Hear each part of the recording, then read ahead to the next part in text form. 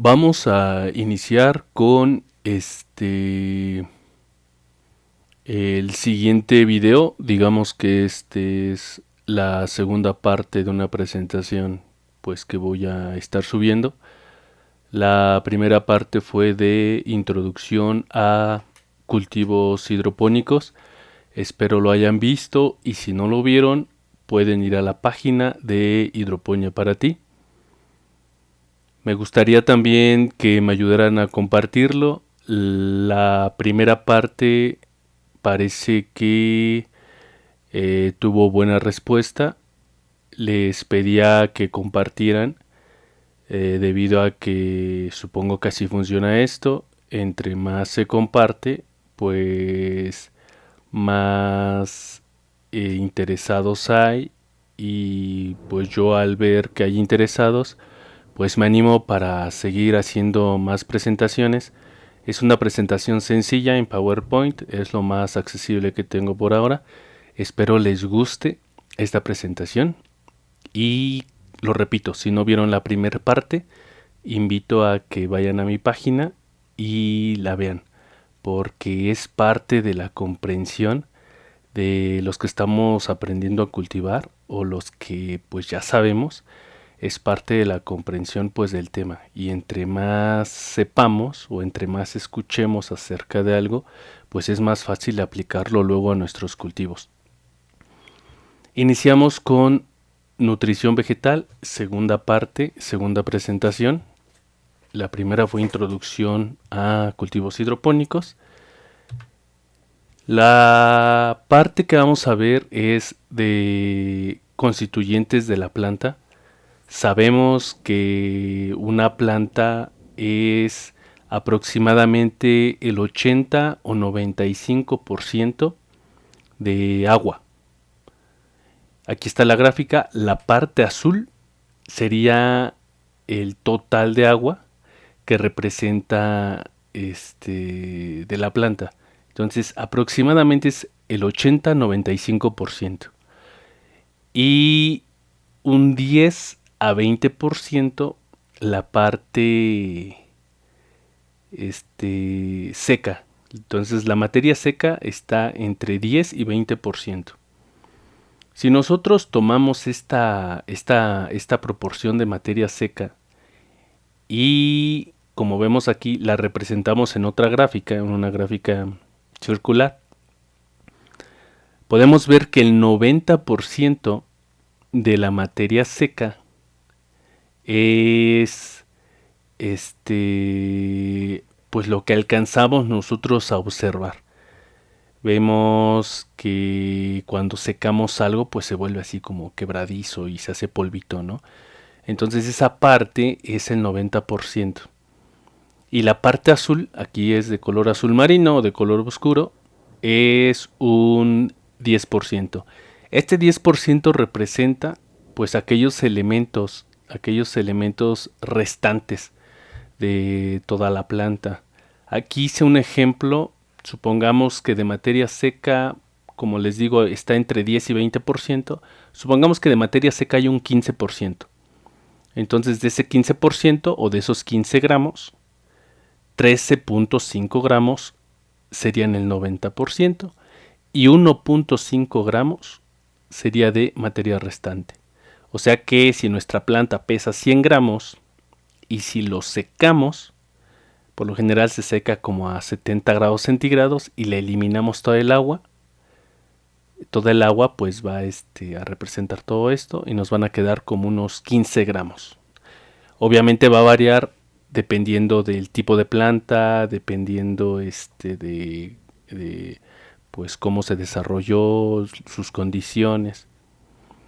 Y el 10% de esa materia seca pues representaría 1.5 gramos, ¿no? Entonces de 15 gramos de materia seca que nos sale, 13.5 gramos sería el 90% y 1.5 gramos el 10%.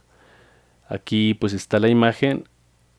Obviamente no en todas las plantas nos va a dar una misma proporción. Nos van a dar proporciones diferentes, como ya les decía, dependiendo del tipo, de la variedad, de sus condiciones, de su etapa en la que se encuentra, ¿no? De cómo se desarrolló, etcétera, etcétera. Pero es importante que sepamos esta parte, ¿no? Constituyentes de la planta. En mayor proporción es el agua, en menor proporción la materia seca y en menor proporción, pues, los elementos restantes. Vamos a ver que estos elementos restantes van a representar pues aquellos elementos o aquellos minerales pues que la planta absorbió. Nosotros sabemos que en la tabla periódica pues hay 94 elementos naturales, de los cuales 60 se han encontrado en plantas. Pero no quiere decir que todos estas sustancias, estos 60 elementos, pues estén presentes en la planta. Hay 3 criterios para saber si estos elementos son esenciales o no. Entonces, de estos 60, empezamos a hacer un filtro para ver cuáles son esenciales y cuáles no. Las características o los criterios sería, número 1, que estos elementos pues sean necesarios para que una planta pueda completar su ciclo de vida. La número 2 es que este elemento tenga una función específica en la planta y que sea insustituible, que ningún otro elemento pueda hacer esa función que ese elemento hace. Y la otra, pues que la planta como tal lo necesita, es parte de esa nutrición directa de la planta. Cuando hacemos ese filtro nos damos cuenta que de 60 pues disminuye mucho la cantidad de elementos que son esenciales para la planta. Y se resume pues en 16 elementos básicamente, que es el carbono, el hidrógeno, el oxígeno, el nitrógeno, el fósforo, el potasio, calcio, azufre, magnesio. Estos son considerados macronutrientes. Y después el hierro, el cloro, el manganeso, el boro, el zinc, el cobre y el molibdeno. Los científicos o aquellos que se dedican apasionadamente a estos temas, pues siguen en desarrollo o siguen investigando, siguen encontrando pues algunos elementos que podrían considerarse esenciales, pero algunos todavía están considerados como pues elementos que se acumulan en la planta. Alguno de ellos pues sería el silicio. El silicio es importante porque pues han descubierto pues a lo largo del tiempo de que le da cierta resistencia al tejido vegetal y provoca pues que sea un poquito más resistente, ayuda pues a que la planta no sufra tanto en condiciones pues adversas de clima o de salinidad del agua. El níquel está en este rollo de que pudiera considerarse esencial. También es importante porque representa o es parte de una enzima, ureasa me parece, que pues ayuda a la absorción de nitrógeno. Entonces níquel puede considerarse esencial. Pero la bibliografía que revisé pues dice que no. Supongo que o la bibliografía no está actualizada y pues o yo no estoy tan actualizado, pero pues lo dejamos hasta ahí, no vamos a entrar a detalle.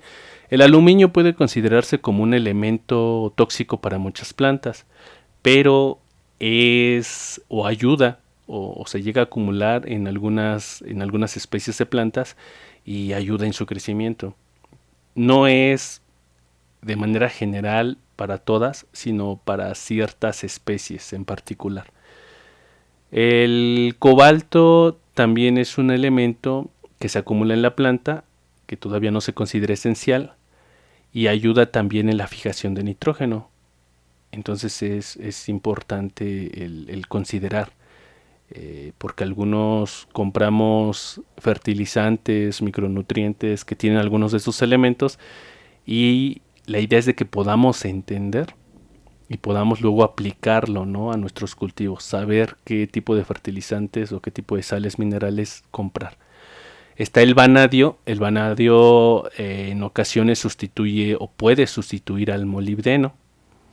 El selenio igual ayuda a la planta, ayuda a darle resistencia a condiciones pues adversas también de salinidad del agua, frío, cambios de temperatura.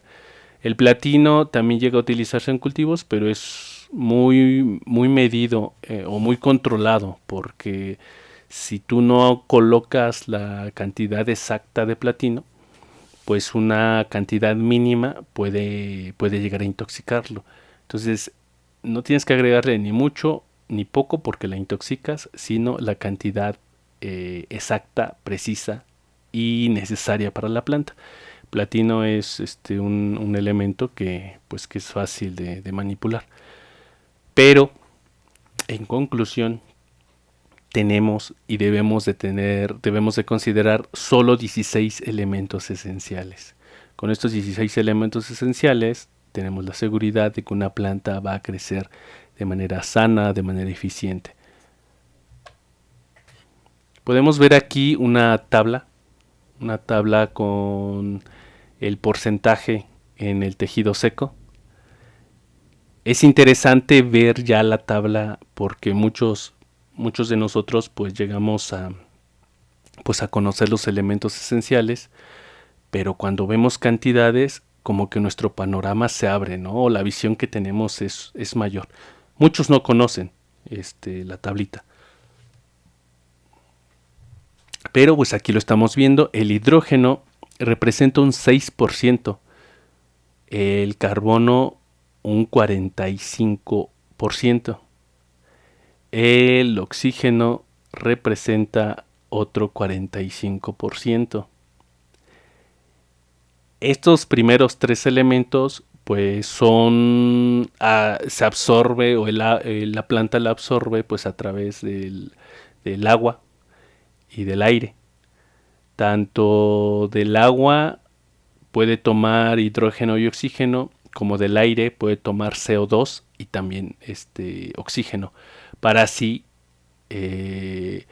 pues tener esos elementos, hidrógeno, carbono y oxígeno, que necesita. Nosotros colocamos a nuestra planta o nosotros las nutrimos con sales minerales, con fertilizantes, y pues aquí viene, ¿no? El principal es el nitrógeno y está en mayor cantidad, que representa un 1.5%. Después el potasio, 1%, calcio, 0.5%, magnesio, 0.2%, fósforo, 0.2% y azufre, 0.1%.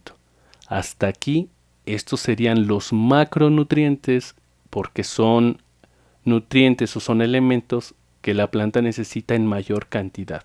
Macro es porque lo necesita en mayor cantidad.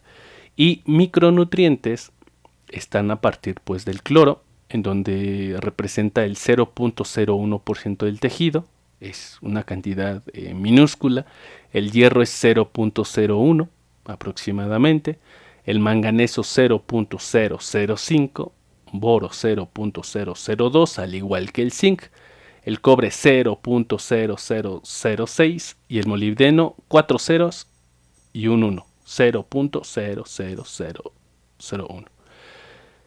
Lo que hay que considerar es los criterios que les comentaba en la diapositiva pasada, de que al ser esenciales no podemos omitir ninguno en la nutrición de nuestra planta, ya que si lo omitimos, la planta no se va a desarrollar al 100%. Muchos en cultivo hidropónico podrían solo colocarle macronutrientes y puede llegar a funcionar, porque a veces estas sales llegan a tener trazas de los otros elementos, pero en algunos casos pues esta cantidad de micronutrientes que lleguen a tener o las trazas pues no son pues las necesarias para que la planta se desarrolle. Entonces hay que considerar esta parte de los micronutrientes. Nos vamos al caso de molibdeno, que ocupa 0.00001, pero a pesar de que es muy poquita cantidad la que llega a ocupar o lo que representa de una planta, pues la ausencia de este puede ocasionar problemas, ¿no? De fijación de nitrógeno, por ejemplo. Entonces hay que tener mucho cuidado y es padre el tener esta información, a lo mejor de forma rápida y con un repaso de vista, podemos tener una noción para después aplicarlo a nuestros cultivos y entender, o sea, la conclusión sería eso, ¿no? Entender que estos 16 elementos son importantes y de que a pesar de que en el caso de molibdeno sea muy poca la cantidad que representa, pues es esencial, es necesaria, es vital para que una planta se nutra y se desarrolle bien. Vamos a ver la función de cada elemento, en donde tenemos al nitrógeno y dice que es una parte de muchos compuestos orgánicos, ya que el nitrógeno forma estos aminoácidos, forma las proteínas, forma las coenzimas, los ácidos nucleicos y clorofila de la planta. Es por eso pues que se necesita en mayor porcentaje en una planta, debido a que pues sin esta la planta no tendría estos compuestos importantes para todo su proceso de desarrollo. El fósforo es parte de muchos compuestos orgánicos importantes. Entre estos está el ATP, que es como una especie de pila, que es la que almacena la energía que llega a producir en todo su proceso, en la fotosíntesis, y que llega también a transformar del sol, ¿no? Transforma esta energía solar en energía química y se representa como ATP. Forma también ácidos nucleicos, fosfolípidos y ciertas coenzimas. El potasio actúa como coenzima o activador para muchas enzimas. Por ejemplo, el piruvato quinasa, que es una parte de un compuesto de este ciclo, de esta parte de la fotosíntesis. La síntesis de proteínas requiere niveles altos de potasio. El potasio no forma parte de ninguna molécula estructural estable dentro de las células vegetales. Pero a pesar de que no forma parte de ninguna molécula estructural, pues es importante, ya que funciona como activador. Entonces es como un apagador. Hay que tener cuidado con la parte de deficiencias de potasio, porque como aquí lo hice, es como un apagador.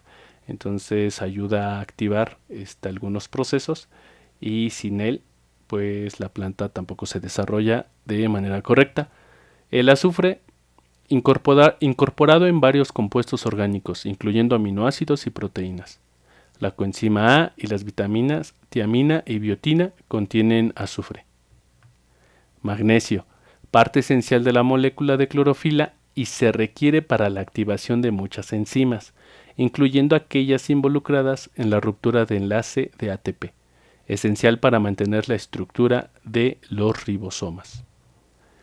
Calcio, a menudo se precipita como cristales de oxalato de calcio en vacuolas. Es una parte de la célula. Se encuentra en las paredes celulares como pectato de calcio, que cementa las paredes primarias de células adyacentes. Entonces es como la estructura, ¿no? Es como los bloques, los tabiques, que le da cierta resistencia a estas paredes celulares. Se requiere para mantener la integridad de las membranas y es parte de la enzima alfa amilasa. A veces interfiere con la capacidad del magnesio para activar enzimas. Quizá muchos de nosotros no estemos muy relacionados con los términos, pero lo que quiero aquí platicarles es que si nosotros nos damos cuenta, a pesar de que no conozcamos los términos o no estemos muy familiarizados, pues la conclusión es esa, o la reflexión es esa. Tiene una función específica, que era uno de los 3 criterios que les comentaba, por lo cual se considera esencial, ¿no? Seguimos con hierro, requerido para la síntesis de clorofila. Si se dan cuenta, igual que el magnesio, es importante para la clorofila y es parte esencial de los citocromos, que actúa como transportadores de electrones en la fotosíntesis y la respiración. Es parte esencial del ferredoxina y posiblemente del nitrito reductasa. Activa ciertas otras enzimas.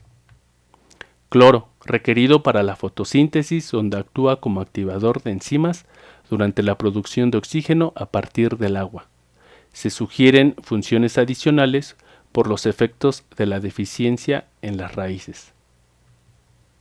Igual aquí es requerido para la clorofila, entonces tratemos ahí de relacionarlo. Es importante que en la presentación, pues muchas veces al hablar a mí se me pasa a lo mejor decir ciertos detallitos o enlazar ideas, pero espero que ustedes lo hagan. Entonces aquí, como les comento, es importante cloro, hierro y magnesio para la clorofila. Manganeso activa una o más enzimas en la síntesis de ácidos grasos, las enzimas responsables de la formación del ADN y ARN de la planta, y la enzima isocitrato deshidrogenasa en el ciclo de Krebs. Participa directamente en la producción de fotosíntesis, en la producción fotosintética de oxígeno a partir del agua y puede estar involucrado en la formación de clorofila.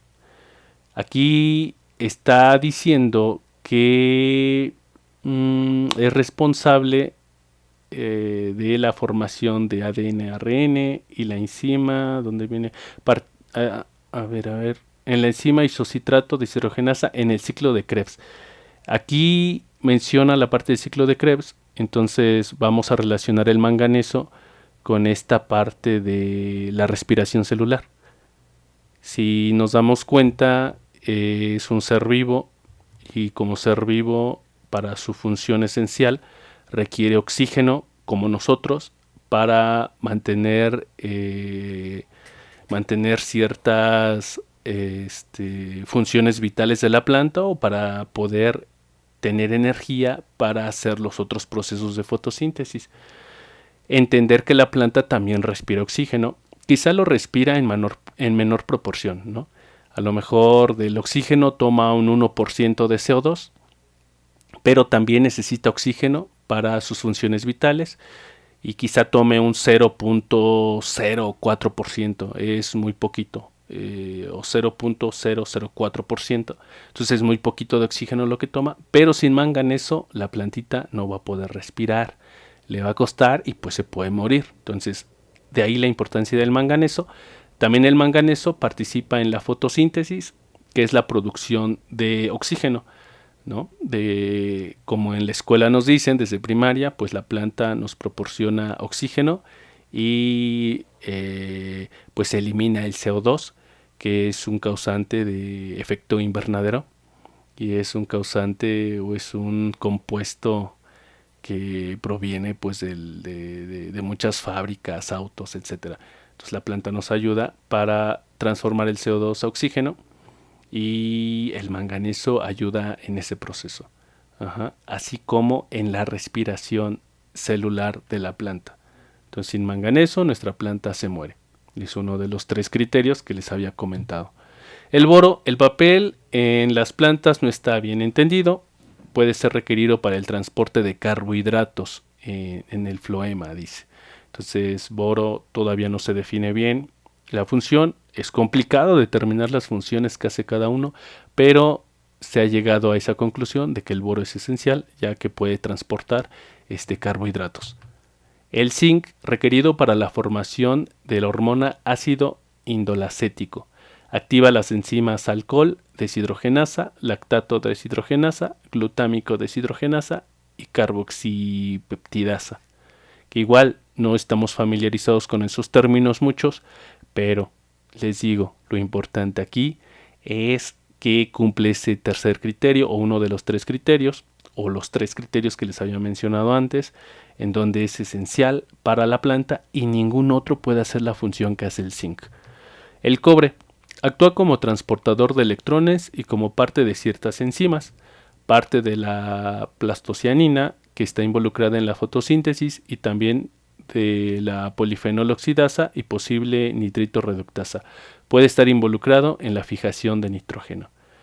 Igual el cobre, como les mencionaba con el manganeso, está aquí diciendo que es transportador de electrones, entonces quizá participe también en la respiración celular.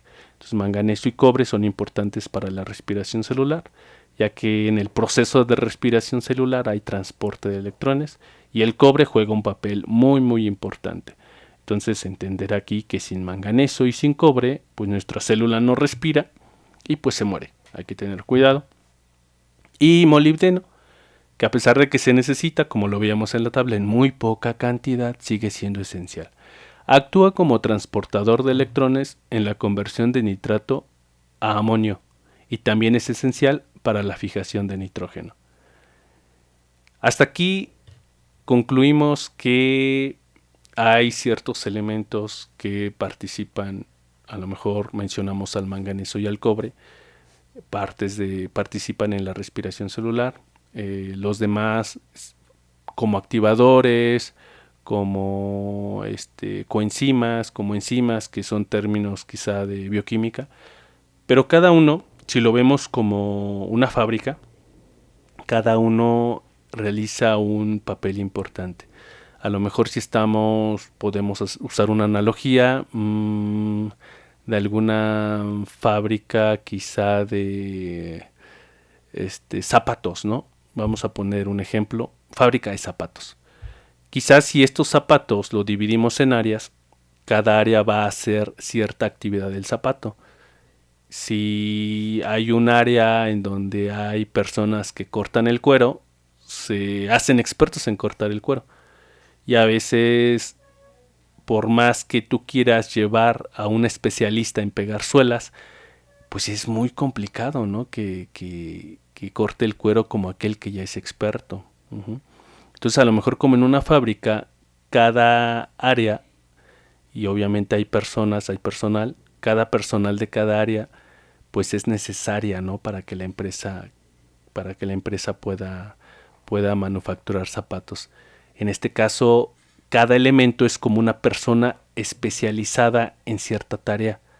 Si quitamos al molibdeno, obviamente la fábrica, que es toda la planta, pues no va a tener a ese personal que es el molibdeno. Entonces seguramente no va a ser bien, la planta no se va a desarrollar bien.